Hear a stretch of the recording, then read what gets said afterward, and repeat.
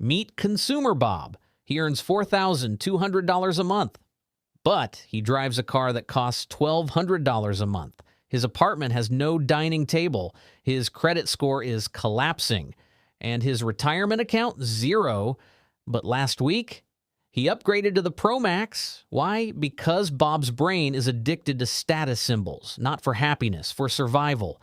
And today, we're proving it. Here's the glitch. Humans are the only species that willingly pay more for the exact same thing. A $20 watch tells time. A $20,000 Rolex tells other people you matter.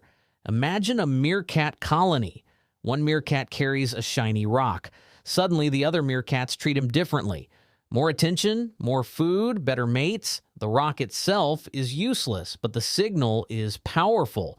Humans do the exact same thing. We don't just buy products. We buy what products say about us. That's called conspicuous consumption, and corporations have turned it into a multi-billion-dollar machine. There's another psychological trap happening too: loss aversion. Your brain fears losing status more than it enjoys gaining money. That's why your neighbor's new truck feels personal. You're not jealous of the truck. You're scared of falling behind. And that fear drives the entire status economy. Now watch corporations weaponize this behavior. Apple releases a new iPhone, 90% identical to last year's model. But there's a new titanium finish, a slightly different camera shape, and suddenly millions of people feel outdated. Not because their phone stopped working, because status expires. That's called a Veblen good. The higher the price, the more desirable it becomes. Starbucks does the same thing. Gold status, platinum rewards, exclusive tiers. People don't chase the coffee. They chase the identity, the digital crown.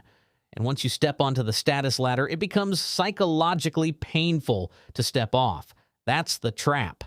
Now let's do the math. Imagine Bob spends $300 every month on status purchases, car upgrades, designer sneakers, fancy dinners, subscription flex culture.